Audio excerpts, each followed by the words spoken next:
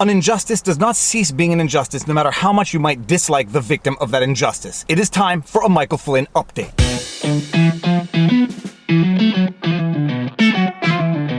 Viva Frei, Montreal litigator turned YouTuber, vlogging from my car yet again with the kids sleeping in the back. Spoiler alert, at some point during this vlog, the kid's going to wake up and interrupt. And for those of you who might be wondering, this is not a pimple on my forehead. I was attacked by a stationary ornamental Roadrunner made out of recycled metal that I got for my wife for her birthday a few years ago. That Roadrunner is now on permanent timeout on our roof. I'm not much of a makeup powder person, so it is what it is. That's my face for now. I have a third eye for the next little while. Alright, an update on the Michael Flynn judicial saga. From an outside perspective, it is extremely fascinating in law and politics, but I think it is sufficiently complicated that people don't really fully appreciate how much of an injustice it is. Michael Flynn is a retired United States Army Lieutenant General and was once the National Security Advisor for Donald Trump. He got caught up in the Mueller investigation into potential collusion between the Trump campaign and Russia in the 2016 presidential election. After months of investigation by the FBI, who found no derogatory information on Michael Flynn, he was subject to another FBI investigation where they got him to say something that seemed to be inaccurate. He pleaded guilty to making one false statement to the FBI. Trump fired him. He went through years of litigation. He had to sell his house to pay his legal fees. In the industry, we say that Michael Flynn was done dirty.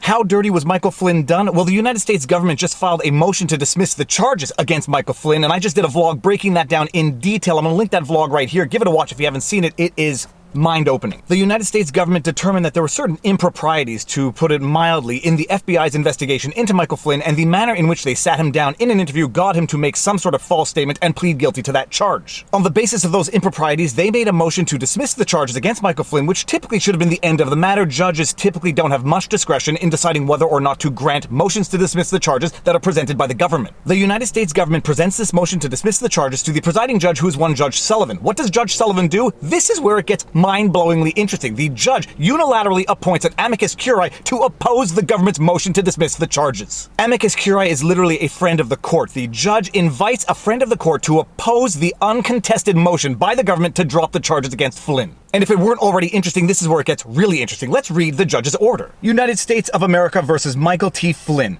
Order appointing amicus curiae. Upon consideration of the entire record in this case, it is hereby ordered that the court exercises its inherent authority to appoint the Honorable John Gleeson, retired, as amicus curiae to present arguments in opposition of the government's motion to dismiss. Ordered that amicus curiae shall address whether the court should issue an order to show cause why Mr. Flynn should not be held in criminal contempt for perjury pursuant to 18 U.S.C. Section 401, Federal Rule of Criminal Procedure 42, the court's inherent authority and any other applicable statutes, rules, or controlling law. So not only does the judge not grant the government's motion to dismiss the charges against Michael Flynn, the judge basically appoints his own prosecutor to oppose the government's motion to dismiss. And not only does the judge effectively appoint his own prosecutor to oppose the government's motion to dismiss the charges against Michael Flynn, the judge appoints his own prosecutor to determine whether or not Michael Flynn should be held in criminal contempt of court. To say that this is unprecedented is the judicial understatement of the year. It's not only unprecedented, like I explained in my previous vlog, it defies an authority from the Supreme Court that was rendered unanimously. It is not up to the judges to go chasing windmills, to go appointing their own prosecutors looking for crimes to prosecute. Above and beyond all of this, the individual that the judge unilaterally appointed as amicus curiae to oppose the government's motion to dismiss the charges against Flynn, let's just say that that person doesn't necessarily have the appearance of being politically neutral, but we're going to get into it. Faced with this seemingly renegade decision of the judge, what do Michael Flynn's attorneys do? They go straight to the United States Court of Appeals for the District of Columbia, and they present a petition for a writ of mandamus. On petition for a writ of mandamus to the United States District Court for the District of Columbia. Now, what exactly is a mandamus? Well, in Quebec, in French, we pronounce it mandamus, and if you want to pronounce it incorrectly, we pronounce it Mandy Amos. And if there happens to be someone watching this vlog whose name is Mandy Amos, well, that would just be the most amazing coincidence in the world. So what exactly in law is a mandamus?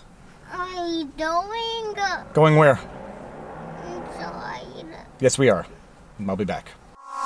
Alright, so who is Mandy Amos? Mandamus, we command, is a judicial remedy in the form of an order from a court to any government, subordinate court, corporation, or public authority to do or forbear from doing some specific act which that body is obliged under law to do or refrain from doing, and which is in the nature of a public duty, and in certain cases, one of a statutory duty.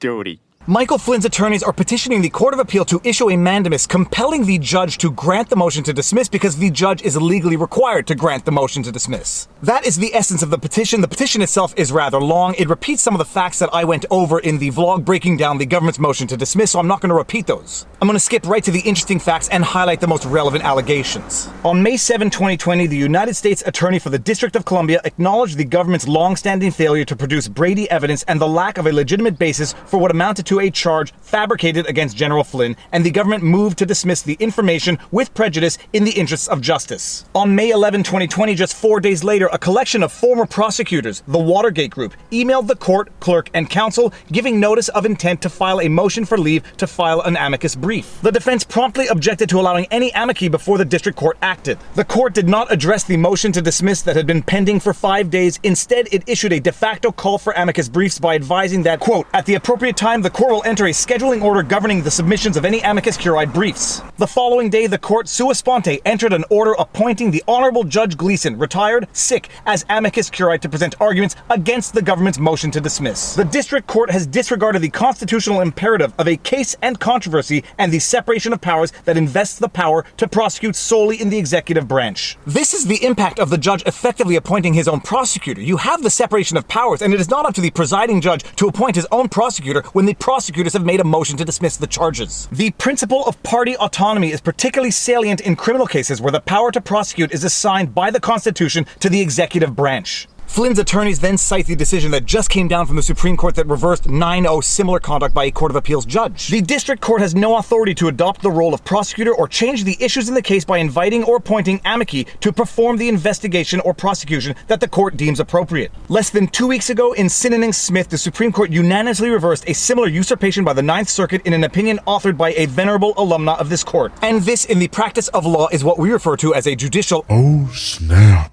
The judge has effectively appointed his own prosecutor to usurp the role of the existing prosecutor and added issues to be tried in this case. We don't really need to get into the nitty-gritty of the legalese of the standards for the issuance of a mandamus except to say the following. Standard of review. While, quote, a mandamus petitioner must demonstrate that its right to the writ is clear and indisputable, numerous decisions of the Supreme Court and this court made clear that courts generally lack authority to second-guess the prosecution's constitutionally rooted exercise of charging discretion.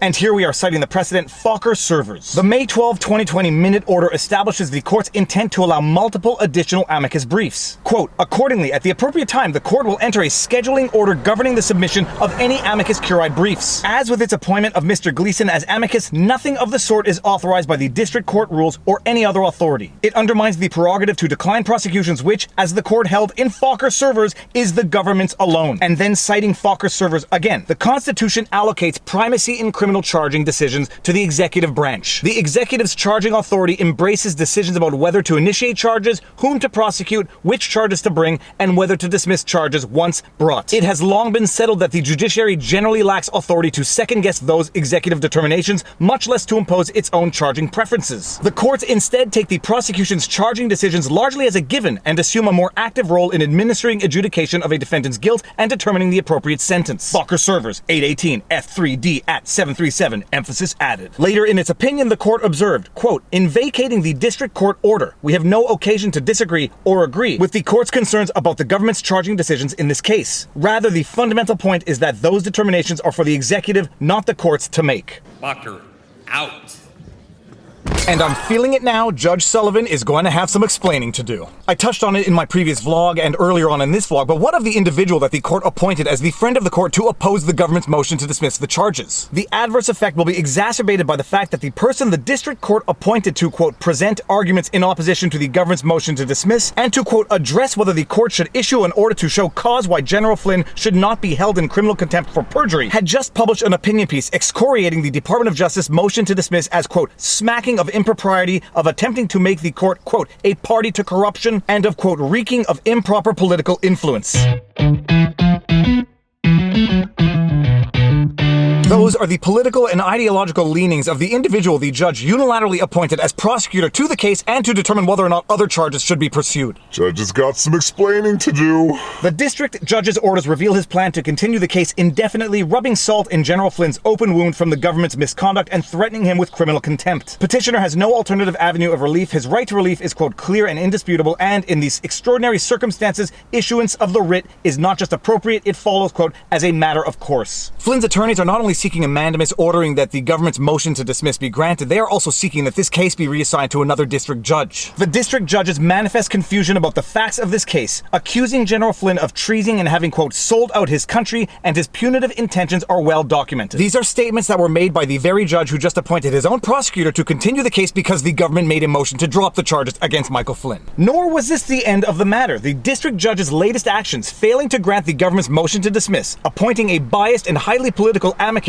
who has expressed hostility and disdain towards the Justice Department's decision to dismiss the prosecution, and the promise to set a briefing schedule for widespread amicus participation in further proceedings, bespeaks a judge who is not only biased against Petitioner, but also revels in the notoriety he has created by failing to take the simple step of granting a motion he has no authority to deny. This is an umpire who has decided to steal public attention from the players and focus it on himself. He wants to pitch, bat, run bases, and play shortstop. In truth, he is way out in left field. Alright, those kind of allegations might be more or less inappropriate for court filings, but it's still kind of witty, you have to admit. Finally, just to really hammer home the judge's bias, Flynn's attorneys allege as follows. Unlike in Fokker, the district judge's outrage at General Flynn does reveal a deep-seated antagonism. In open court, knowing full well that his words would be broadcast all over the world within minutes, the district judge accused General Flynn of treason, a charge hurtful to any American but a stake through the heart of one who has risked his life protecting the United States from its foreign enemies. The judge also expressed his personal, quote, disgust, pointing out he was not hiding it, and accused him of arguably having, quote, sold out his country. That is an overview of the petition, and the United States Court of Appeals for the District of Columbia just spoke. Upon consideration of the emergency petition for a writ of mandamus, it is ordered, on the court's own motion, that within 10 days of the date of this order, the district judge file a response addressing petitioner's request that this court order the district judge to grant the government's motion to dismiss, filed on May 7, 2020. The government is invited to respond in its discretion within the same 10-day period.